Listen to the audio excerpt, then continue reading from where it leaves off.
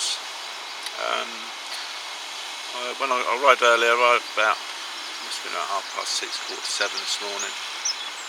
There's quite a few cars here already. I noticed on Packles there was someone had been there all night. And when I wandered down to Wellington, my favourite lake, where I was last time, there was someone there who had done the night as well, but he hadn't had a touch.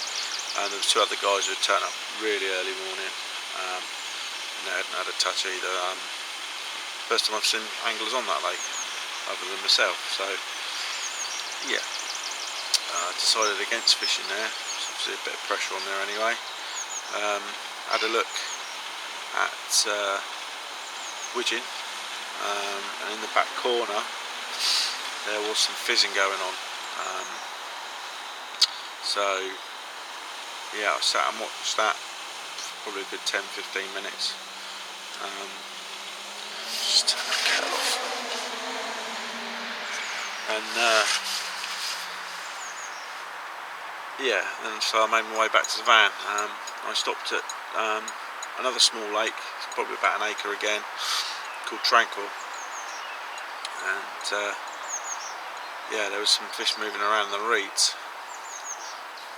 And then a couple of fish came out right in the middle of the little lake as well. So that changed my plans, and I decided to set up on Tranquil. I'm told this is the hardest of them all. So, but yeah, it's one I haven't. I fished it for a couple of hours on my first trip here, and then moved on. Yeah, so really it's my first proper session here on Tranquil. It'd be nice to get one out, because then that'll mean the 3 lakes that I have fished here, I'll have a fish out on all of them, but we'll see what happens. There's been a couple of sort of like places where some bubbles come up every now and then, but I'm not convinced they're feeding bubbles, or even if they're carp, to be honest. I've been out there with a deeper. There's a lot of small fish in here, as in silvers and things like that. So yeah, I think that might have been them disturbing bottom. Perhaps some of the little rhodral bream or perch or whatever else is in here. I don't really know, but I know the match fishermen fish it as well. So for the small ones, your silvers and that. So there are supposed to be some good 20s in here. I don't think many, but I don't think there's many fish in here at all, carp wise. I could be wrong. So yeah, that's where I'm at.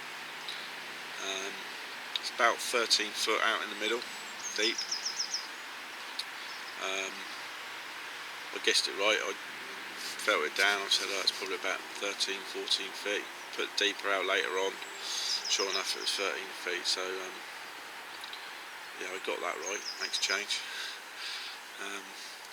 Normally a few foot out, but yeah, I was pretty much bang on there.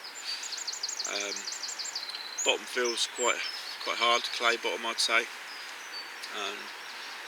Maybe a small layer, a thin layer of silt over the top from the debris off the trees and that. So the one I've got out into the middle, I've actually got it out on the choddy, because I don't really know what's out there. I'm only here 24 hours. I don't want to start putting a marker float out and letting through my swim, disturbing it too much.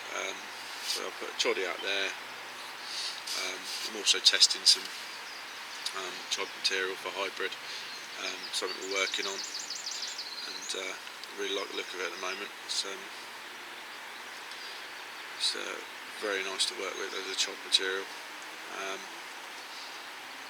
sure there's some more improvements that are going to be made before it's released, but anyway, so that was another excuse to put a choddy out. But the main reason is that I don't really know what's at the bottom. I know there's debris on the bottom from the there's trees all the way around the lake, and the other lakes had micro chalk because it had got so bad. So to try and help kill it off, that doesn't kill it off. It helps it decay, if you like. and I have to say the water clarity on those two lakes, on Wellington and Widgeon, looks a lot better. It does. It's still not crystal clear, but then with the clay in these lakes, you're not going to get that.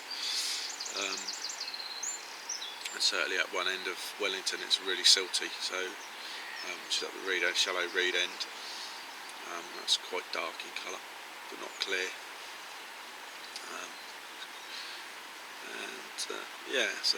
This is Tranquil's a lot. Can't explain really the colour of it. It's not a cup of tea, but it's certainly got a very deep brown tinge to it. You can only see sort of like half a foot down. So, but then pack horse, if you look at pack horse, you can't see a couple of inches. So, yeah. Which I still haven't fished pack horse. I keep meaning to, and a bit of a runs water day, but not done it. Maybe the next vlog, and I've been on all 4 lakes for you. But there are other lakes on the ticket as well, but these are all on a complex. There's these 4 lakes on a complex, so it's convenient. You can arrive and then decide which one you want to fish, if you find fish, etc. So yeah. Anyway, I'm whittling on. Hopefully I'll have one out for you. That's what you all want to see. That's what I want to see. Let's see if we can catch one of the nice ones out of here. That'd be good, wouldn't it? So, like I say, that'll also be my little achievement. Fish out of all 3 lakes that I fish. So, yeah. Anyway, I'll crack on. Kettle's boil. I'll have a cup of tea, and see if I can get a fish on the bank for you. Alright, cheers.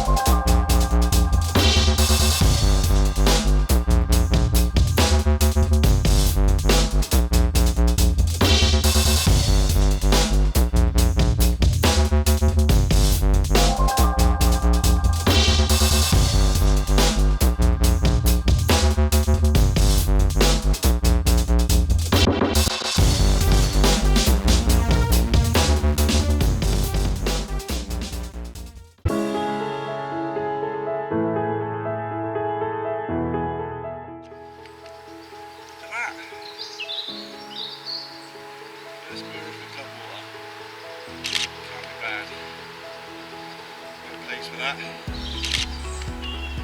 fish, I'll say £13.2. Got a great tail on it, look. Nice dark colour, darker than I expected them to be in here. So that was caught on the Juggernaut braid, same as what I've been using. Was using in France on the last session. So this time it was with a trimmed down wafter. Pacific tuna wafter. There we go. Got to be happy with that.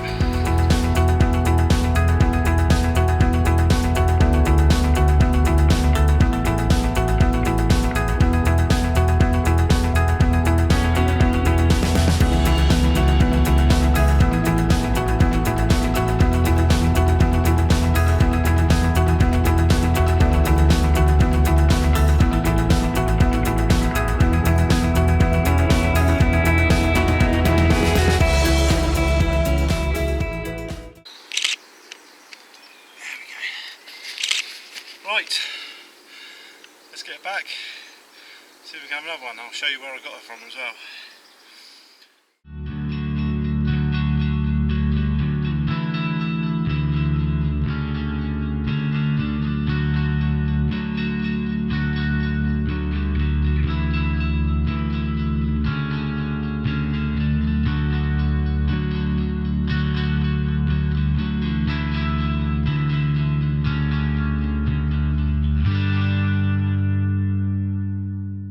Right, show you where I had her from. This is my actual swim. It's going out into the lake like that. As I say, it's not a very big lake. Not a very big lake at all. Come around there, the sun's just setting there. It's probably about 7 now at night. And I had a right just in here, as you can see, the reeds are still moving. There's more fish in there. I literally had my finger in right there, so real close in. I put some particle in there, some particle I got from Jason Rilings of Deep Blue Particles. It's chili hemp with popcorn, and yeah, I put it in there early because that's where I saw the fizzing this morning, so I put it in and yeah, just left it. I didn't put anything red rod on it, and then I noticed some little bit of fizzing coming up and the reeds were moving, and so yeah, I put my bait in there, and literally 2 minutes it was off. So yeah, like I say, those reeds were just moving as I panned the camera up then, so I think there's more there as well. So what I might actually do is put a little bit more particle in, leave it for half an hour, and I might even have another go before it gets proper dark. Got to take these opportunities. I didn't give it any line whatsoever because I didn't want it to go into the reeds, or if you go left, there's more reeds to the left here out into the main lake, and obviously you've got this snag just here, so I didn't want it to go in there. So I was straight on, I was holding the rod. I literally only just put the bait in, like I say, so still holding the rod, and yeah, it just went, and literally it picked it up and the rod was bent straight into the fish. So yeah, there we go, nice bit of excitement, that proper stalking. So that's how I like it. Don't get to do a lot of it nowadays, and I moved since I moved this way, but yeah, thoroughly enjoyed that. Thoroughly enjoyed it. As you can see, the reeds just there. We go all the way along to the island. Yeah, it is a small island. It's not on the other bank. There is actually a very thin channel that goes along into. There's a bay. Can't see the screen. There's a bay just on the other side of those reeds, which you can fish from on the other side. And yeah, it's all cleared out now. It was last time I came, it wasn't cleared out, and it was you wouldn't have been able to get a Vivian now, but you can now. And you can see there's reeds to the left as well, which is before it hits the main body of the lake. And then just down here there's a little snag. So yeah, I had to be very careful, and by the looks of it, I've just put some more bait in, and there's a little bit of action around as well. Look, I'm going to rest it just for 10 minutes or so, let them get a bit of confidence, and then I'll lower my rig in, which is what I've done before. Well, in actual fact, the particle had been in a little while, and that's from Deep Blue Particles. Mr. I think he pronounces it Rawlings, but yeah, he sent me a nice tub of particle, nice big 10 litre or 10k bucket. So yeah, I didn't bring it all, but I brought a good bit. Yeah, as you can see, there's fish feeding in there already. That's only been 5 minutes, not even that. Just put some bait in there. So I might have another dabble, see if I can sneak another one. And, another fish moving out there. Yeah. So it's nerve-wracking stuff, but good fun at the same time. Just quickly, here's the rig I had that on. Like I say, that's the Juggernaut braid, not released yet. It's something that's in test with hybrid tackle, and that's to a hybrid tackle wide gape.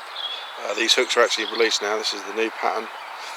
You guys can get these. It's on a Juggernaut leader. As you can see, I've got separation there during that fight, which is how it should work. It comes away, and the lead will be left almost like a running rig, and if it gets snagged up, the lead will still eject as well. It's literally only just nicked on. That's come off when I've been playing around with it. I've actually lost a bit of putty on the end here. There was some putty just here. I've actually, that's just a putty rubbing. I don't know how much I'm doing. That's a bit of putty rubbing. That's not actually where I had the putty. That's where I had the putty. That's just so this section is a little bit heavier. It's just rubbed into the braid. That's why you can see a bit of discoloration there. And there's a chop down Pacific tuna wafter. And that is basically it. So really nothing, like I say, complicated. It's really simple. And, done the job.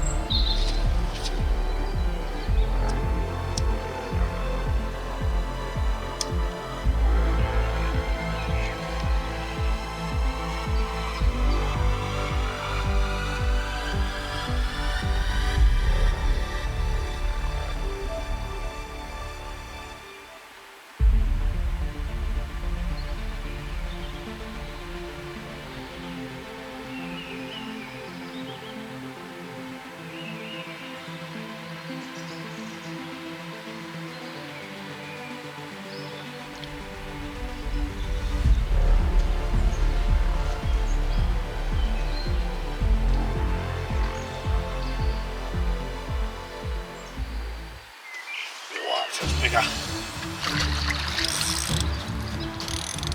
Can't let me go in there. Come on.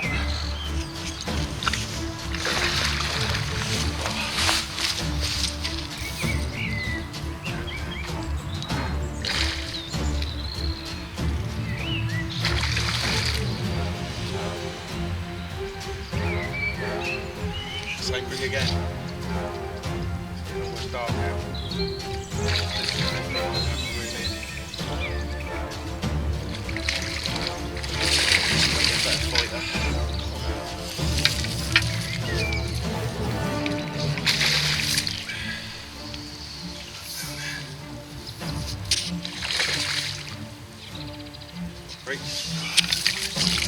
Not very deep here. Probably only about 3 foot.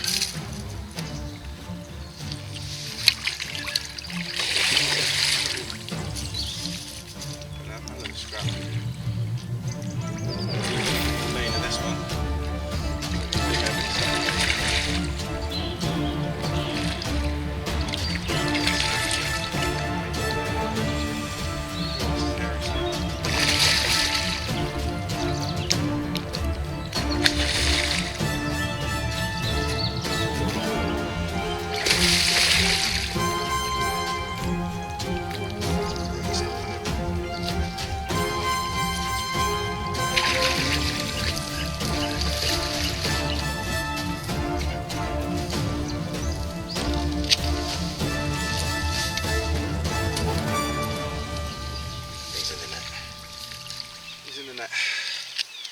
Ooh. Oh, that was a hell of a fight.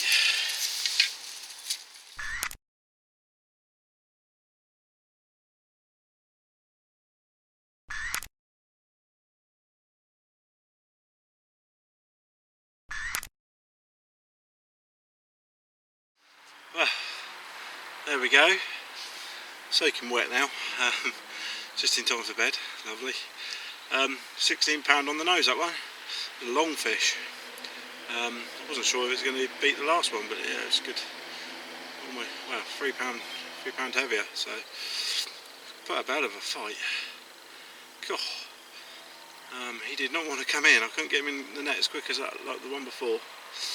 He had a bit of mouth damage, a bit of a gammy mouth. Unfortunately, you know, generally if lakes have got a match fish. I'm not saying match fishermen do anything wrong, but you tend to find that they have got that. It's just generally because of the big fish, small hooks. The hooks tear through. Well, that's my opinion of it anyway. The hooks tear through and damage the mouth a little bit. Treated it as you should, and yeah, well pleased with that. He was a right old gnarly one, that one. He weren't happy. Fins up for the pictures. Yeah, he wasn't happy chappy. Lovely fish, lovely fight.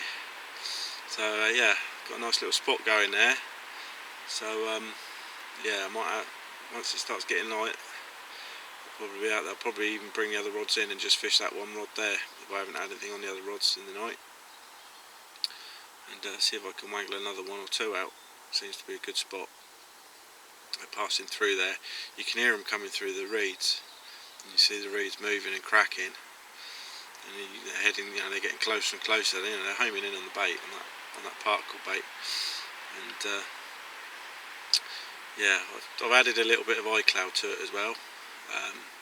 Not a lot, just a little dribble, just to help with feed stimulants, and yeah, then a few crumbled up Pacific tuna over the top, and then Pacific tuna wafter on the same rig. That was on. It was even sharpen the hook when I put that back in, and absolutely nailed that one. He was absolutely nailed. That hook was not coming out. Without I had to use a forceps to get it out. Couldn't get it out myself. He was absolutely proper nailed. He wanted that bait. It wasn't actually right on the lip, right in there. And yeah, he wanted that bait. He was hungry. Bless him. But yeah, so I've excelled my little personal challenge. And now I had 2 fish out of this lake. So yeah, 3 lakes, fish out of all of them. I'm happy chappy, I have to say. It's quite, look at this light, isn't it? It's the old Ridge Monkey bivvy light. Good bit of kit, that. Everyone should have one of these.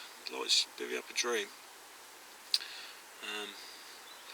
Yeah, so anyway, food time. I'm going to get a pizza going.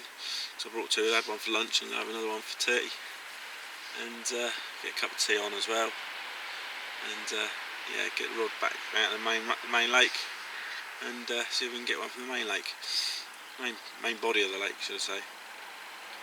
It would have been too dark to film me holding him. I didn't want to sack him overnight. He weren't happy anyway, so didn't need to. He wasn't big enough to say. If it had been a high 20, then I might have thought about it. I don't know the sacking rules either. I say sacking, retainer rules. I don't know if you can or not here. Doesn't really say. Next time I see the bailiff, I will ask him. But yeah, happy chappy. Pizza time. Cheers. Morning. It's now 6:20 in the morning. Fairly uneventful night. The only real event was a bream at 4 o'clock this morning. It's probably around about £4 bream. So I didn't like the tuna wafter. Woke me up. Bloody things. Spalling follicles all over it. Yeah, proper knobbly. But yeah, like I say, other than that, nothing else. I've already put some bait in this morning into my little stalky spot, and I should probably have a go again at that later. What I'll probably do is have a little bit of a slow pack away. Just leave my rods out and assesses for photos and what have you, and then have a go on that spot again, see if I can get another one out of there. So yeah, hopefully you'll see me again. If not, then thanks for watching. Toddy in the margin, all that jazz. So yeah.